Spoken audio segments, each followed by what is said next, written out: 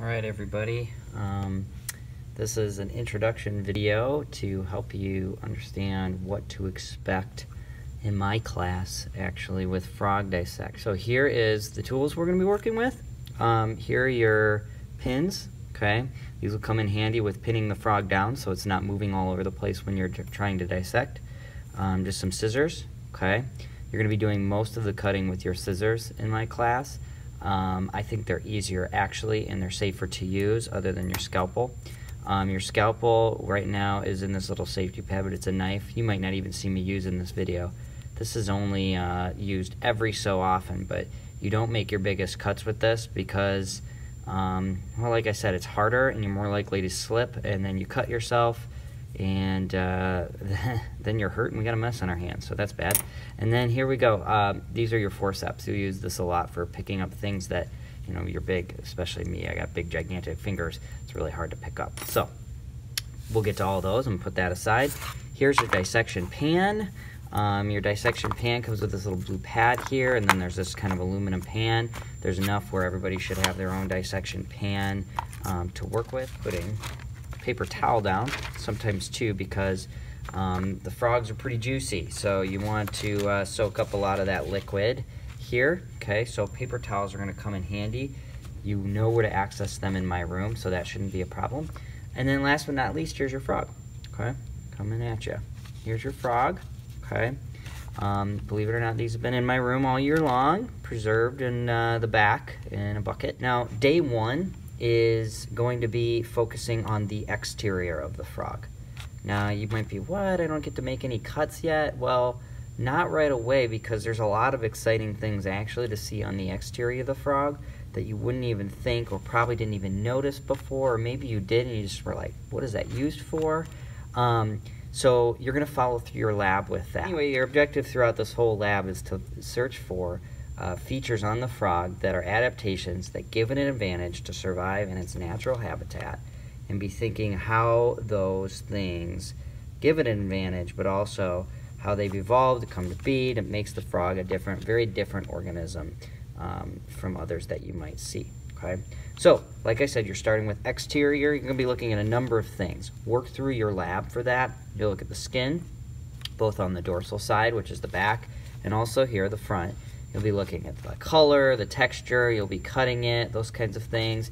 You'll be looking at how some of the extremities bend and work with one another. Okay, you might cut and look at the muscle, try to identify some of the bones and tendons that are inside of here. Again, you're just going to work through your lab. Another thing is you're going to identify if the frog is a male or female. I don't want to tell you what those things are to look for just yet. Some of which might be having you look at right here, the thumb, okay, and being able to identify if it's a male or female that way. It might be obvious when you cut the frog open too if it's a male or female. There's all kinds of cool stuff. Oh, and then another really interesting thing is you'll be looking inside the mouth to see how the mouth is very different from a lot of other organisms. By opening the mouth, looking at the tongue inside, how the mouth opens. You might have to do a little cutting there. You'll look at the eyes and look at the special eyelids that frogs have that allow it to see underwater and those kinds of things. So I'm not going to get into the exterior, which is the outside of the frog right now. Instead, I would prefer to show you what you're going to do on day two, which is pin the frog down and start making your incision. So it's going to be tough to pin these down, but that's where your pin's going to come in handy. Okay, and you'll get the frog kind of spread out here so you can work with it, and just place your pin. I like to do it right here, but anywhere that you find that you have a nice hold on the frog, okay? You might have to push through some bone and tissue and really strong muscle. Okay, so you might have heard a little snap there. That might happen. Don't let it freak you out. You got to kind of pop it out of its socket. You might break a little bone or whatever, but remember, you're not hurting the frog. This is all for a learning experience. So again, I'm going to pin it down right here. Okay.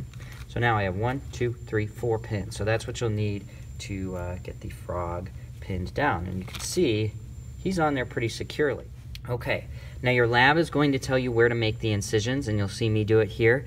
But basically you're doing, you want to open this frog's cavity up like like doors, basically. So if I'm going to do that, if you think of opening something up, I'm going to have to cut one incision down vertically down the frog's stomach, one across the chest here. I'm going to have to go right over here down below the abdomen over these legs here. So that is what I'm going to do. I usually start from down here because the skin's a little more stretchy and I can get underneath it. Up here it's pretty tight along the chest here, especially since I have these arms pinned back. So you might have to place your scissors sideways like this and kind of get where the skin, you can grab it a little bit and get part of your scissors corner underneath here. So there's a couple layers here. I don't have to go way down deep and dig into the frog. Remember, you don't want to puncture any of the organs that you're going to be looking at later on. So I'm kind of just getting the corner of the scissors underneath here. And you're watching me just cut all the way up. I'm going to go all the way up. Okay. And if you get a little fluid spilling out here, you can always dab it with an extra paper towel that you keep on hand. Okay. Now go across like this.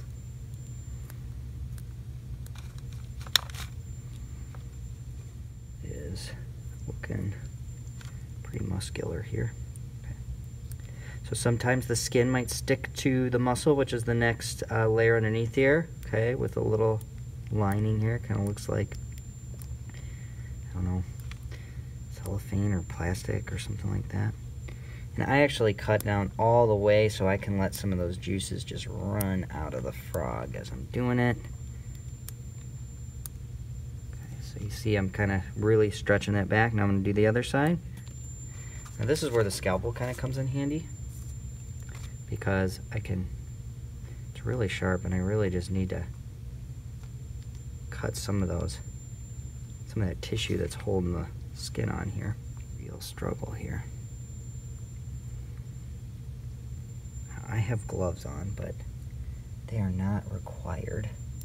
In fact, I don't like to use gloves. I just figured since I'm putting this video on YouTube, I might as well be responsible.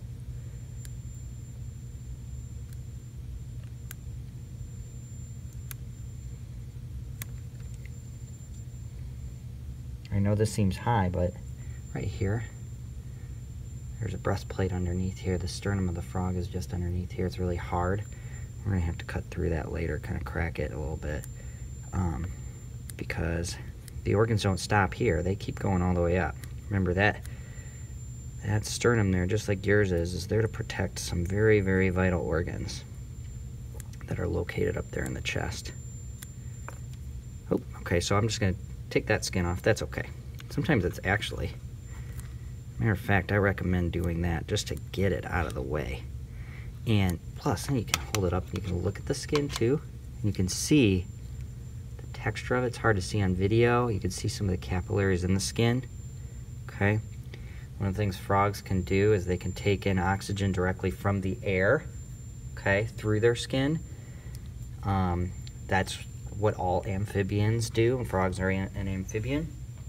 So you'll see a lot of blood vessels that are up in the skin stream, which is really cool. So you get respiration that can happen through the skin. It's really, really awesome. Kind of makes me wish I could do that. But then I'd be an amphibian, and that would gross people out. And who knows, maybe I'd end up on somebody's dissection table, and that is not really an aspiration of mine. Okay, so there you go. There's some more of those blood vessels in there. You can see them. Isn't that cool? There's the outside of the skin. So take a moment to look at that with your own frog when you start dissecting. Okay. There we go. All right. So I know you might not be able to tell, but all of the skin is gone all the way around this entire body of the frog, at least on the front side here. Now the next step is to cut through the muscle, okay, which is just another layer, a little thicker because it's muscle. Okay, you can kind of see there's a natural mark here where the muscle connects that I can cut through that a little easier than if I went through like the side. So I'm going to follow my same incision pattern, and remember, be really careful. You don't want to go too deep, because if you do, you might screw up some organs that you're going to really want to see later on.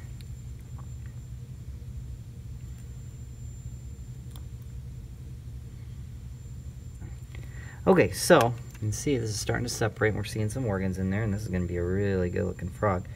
I'm just going to keep cutting away here. Go nice and work through both. I hope I still have some skin left down here I got to get through. Okay, I'm getting some fluid spilling out. That's good. Up here, remember, this is where the sternum is, so I'm going to want to pull that back. So I'm going to, if I go a little bit above it for my cut, like up here in the throat of the frog, cut in here.